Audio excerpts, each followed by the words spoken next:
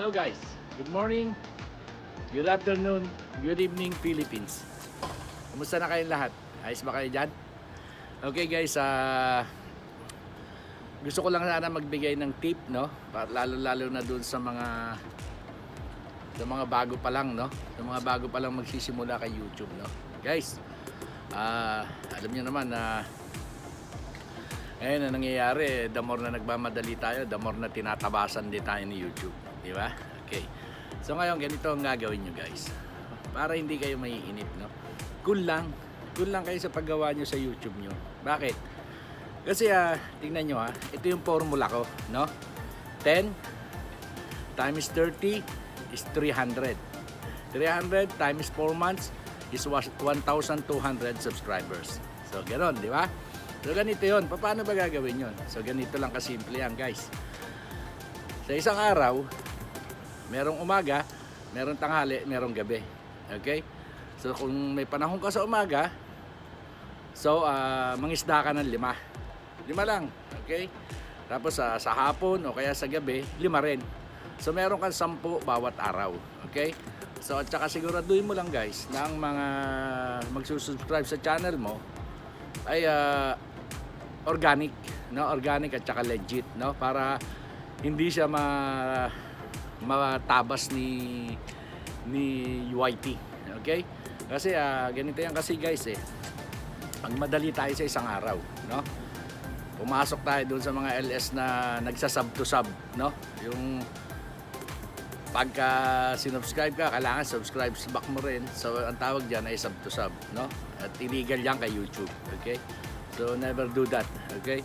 So kaya ang gagawin mo guys, it's better na makakuha ka ng 10 sa isang araw or 15, kasi umaga 5, pwede rin. Tanghali o hapon 5, sa gabi 5, di ba?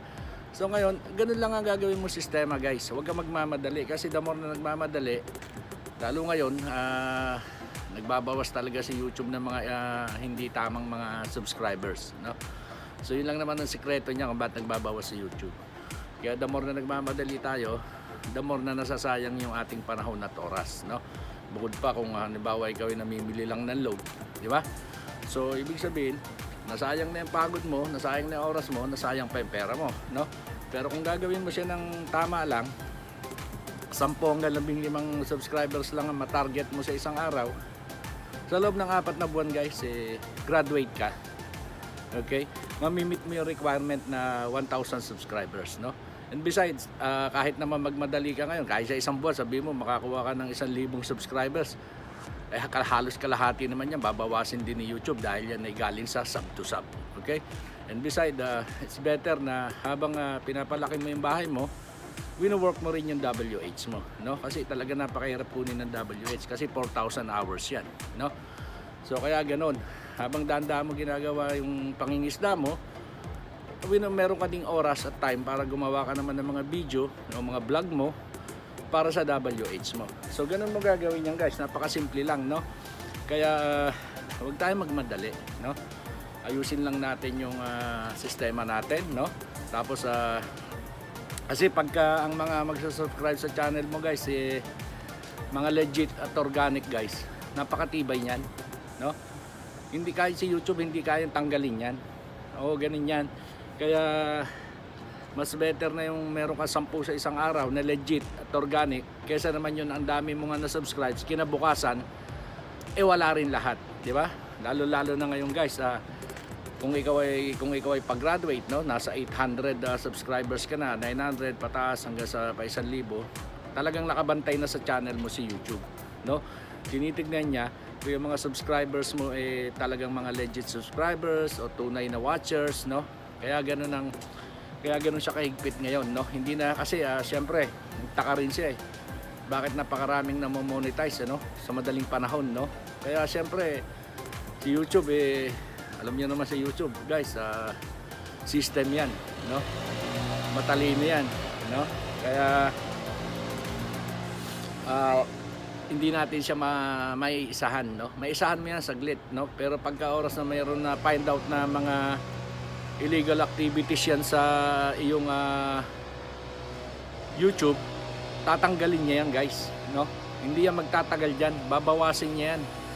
Kaya yung mga pinaghirapan mo, pinagginastusan mo ng pera mo, wala rin mangyayari.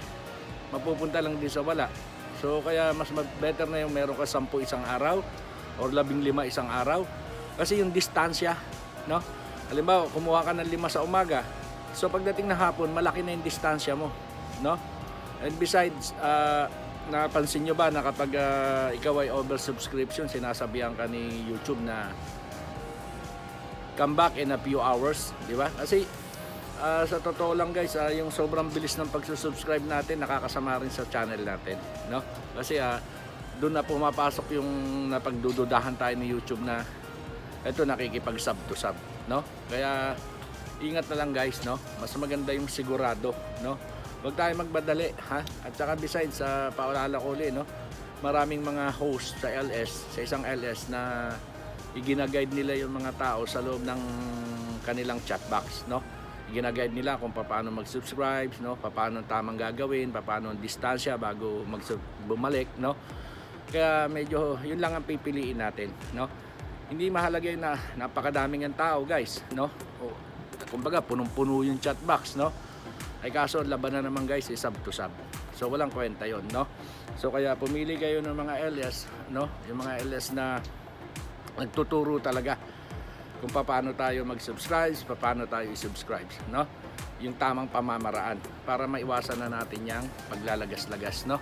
At sana guys, sa paalala ko guys, sana medyo dumami ang makinig. Kasi para sa atin din naman lahat yan, no? Kung tayo magmadali, darating din naman tayo dun sa time na talagang mamimit natin yung requirement ni YouTube. Makakagraduate tayo, tapos yung WH natin. So sa 4 na buwan, hindi ka na maiinip niyan. Hindi ka pa masyadong stress. Kasi bakit? Palima-lima ka lang di ba? Palima-lima ka lang, no? Basta nga aralin lang natin palagi guys ay yung 4 na pamamaraan sa pagsusubscribe ng channel. Okay? Manood ng more than 2 minutes na video, no? Tapos tapusin natin, ha?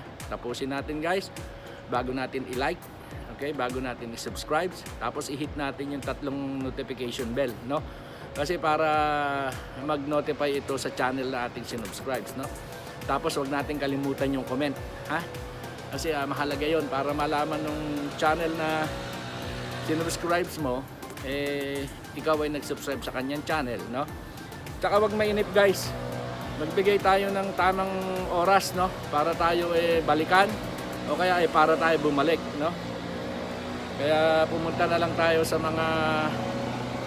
mga LS na nagtuturo, yung mga host ng tamang pamamaraan kung paano tayo magsusubscribe na isang channel.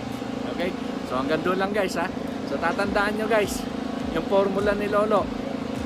10 times 30 times 4 equals graduate ka. Okay? Graduate ka sa YouTube mo. Okay?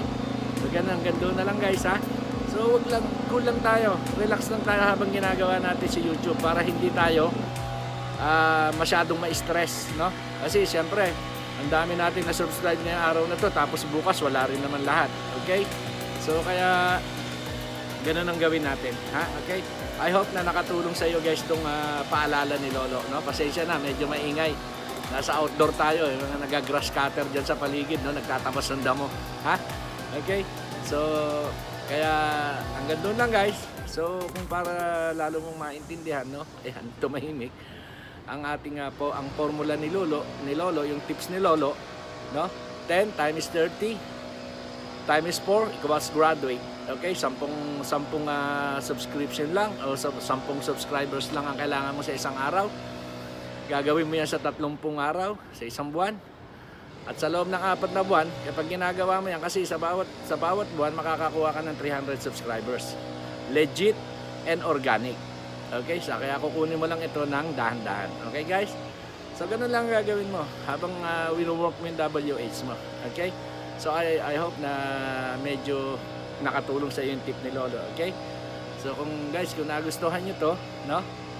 Paki-like nyo na rin ako, paki-watch nyo yung video na to, paki-like nyo, paki-subscribe nyo, at paki-hit nyo yung 3 notification bell at mag-comment kayo para pag nakita ko, makasubscribe din ako sa channel nyo.